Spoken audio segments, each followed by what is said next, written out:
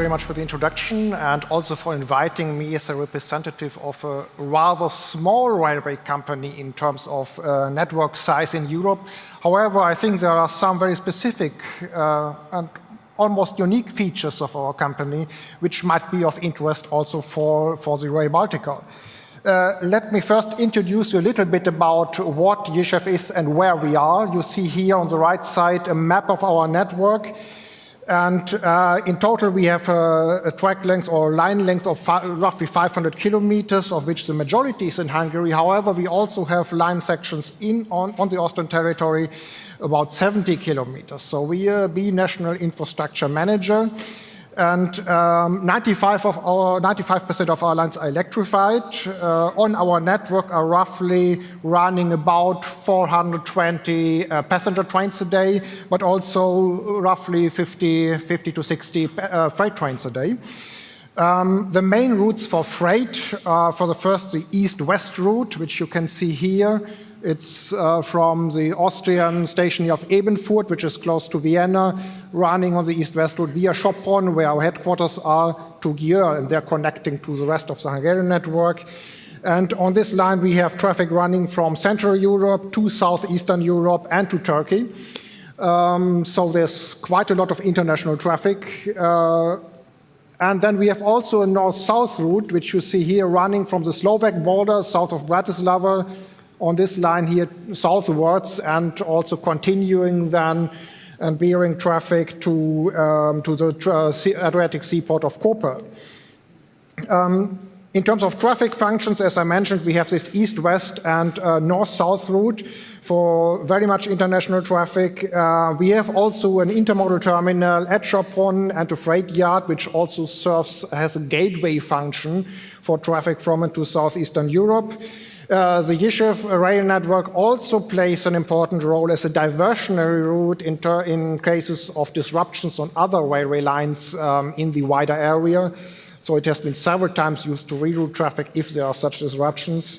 And also quite interesting and strategically interesting is that we are providing in some way a flat route east of the Alps between the Adriatic Sea northwards, and with an also uninterrupted loading gauge for those of you involved in intermodal traffic, the PC400 gauge. So really creating good conditions for intermodal transport of semi-trailers on flat cars.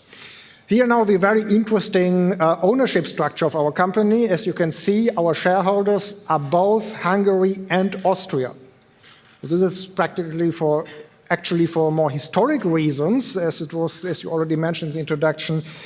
Once it was a part in the middle of the railway, in the middle of the Austrian-Hungarian Empire, and sometimes we are joking, we are the last small piece which is left of that. So this explains why we historically are, let's say, owned by both countries. Also very interesting, I would like to emphasize, is that we also have a private shareholder.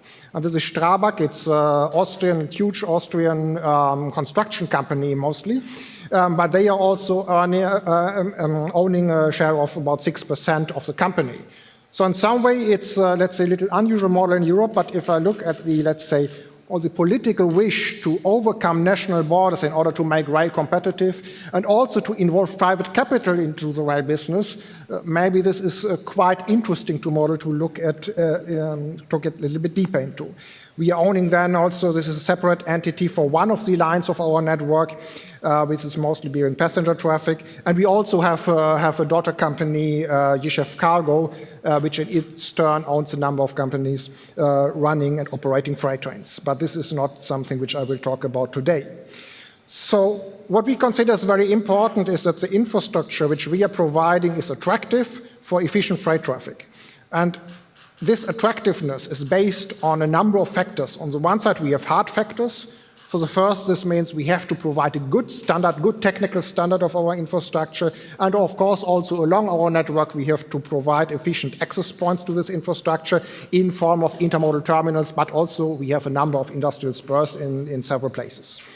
But then, and this should not be underestimated, it's very important that we also provide to our customers smooth administrative processes when they want to order capacity on our network, also when they want to operate trains, which operational rules do apply, and also we need to have a good communication with our customers.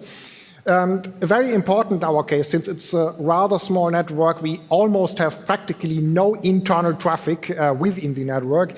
Our customers are usually using more than one infrastructure manager's network. This means that the cooperation across borders and also with our neighboring infrastructure manager is crucial for our attractiveness. You are probably well aware of these key minimum target standards, which I mentioned here.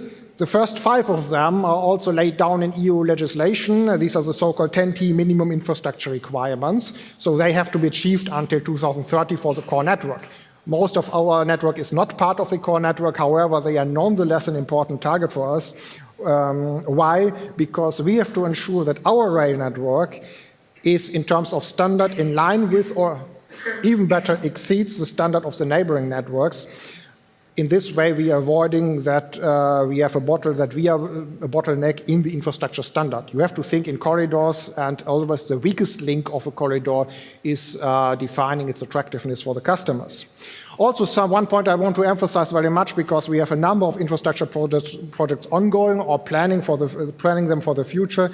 We have to take into account that investment cycles in the railway business, especially in railway infrastructure, are usually very, very long, often several decades. And this means that, in our view, you should always consider the standard beyond the legal minimum requirement when planning works. I think this is something which we will also take into account even more in the future. If you're thinking about that, renewing a track, the substructure and the track structure itself, you do it practically roughly each 35, 40 years, sometimes each 50 years. So this is this occasion creates a window of opportunity for raising the standard in terms of axle loads, meter loads, and so on and so on. And the biggest window of opportunity, of course, always have when you are building new, entirely new. And in your case of Rail Baltica, you have this one huge, very huge window of opportunity when building this infrastructure. And you have to take into account, when you have done these works, you are cementing this standard for many, many decades. So the alignment you will change very frequently. When you have to renew the track and you want to raise axle loads, you should do it when you renew the track anyway, and so on, or extending the length, possible length of the sidings. Here are a number of our infrastructure projects which we are planning, so they are not financed yet, but we hope that we can execute them in the upcoming years.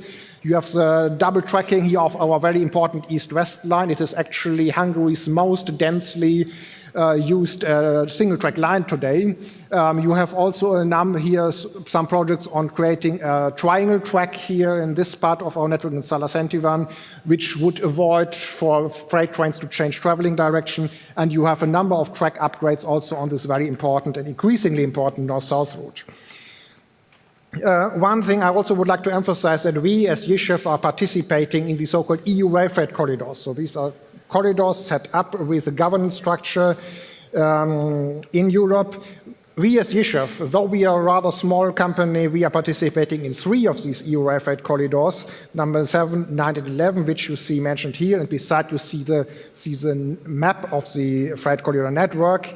And I also would like to highlight that the majority of the GYSEV rail network is included in one or even several of these EU rail freight corridors. I think there are very few, if any infrastructure managers in Europe who are in the same situation. We play an active role. We are coordinator of a program support action of the European Commission to fund the work of these rail freight corridors. We are leader of the marketing working group for one corridor, and we are also, of course, participating actively in all the management boards of these 3 corridors concerned. What are the benefits for the customers? We are providing dedicated capacity for international freight trains. We provide in each corridor a one-stop shop for allocation of capacity.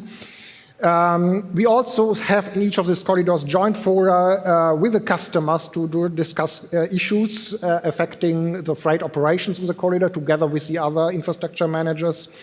And we have also plenty of joint activities with infrastructure managers and also, in certain cases, the allocation bodies to facilitate cross-border traffic. So the devil is very often in the details. So we are looking at operational routes, at how can we reduce dwell times in border stations and so on. We are also setting up incentives or introducing incentives to use these freight corridors.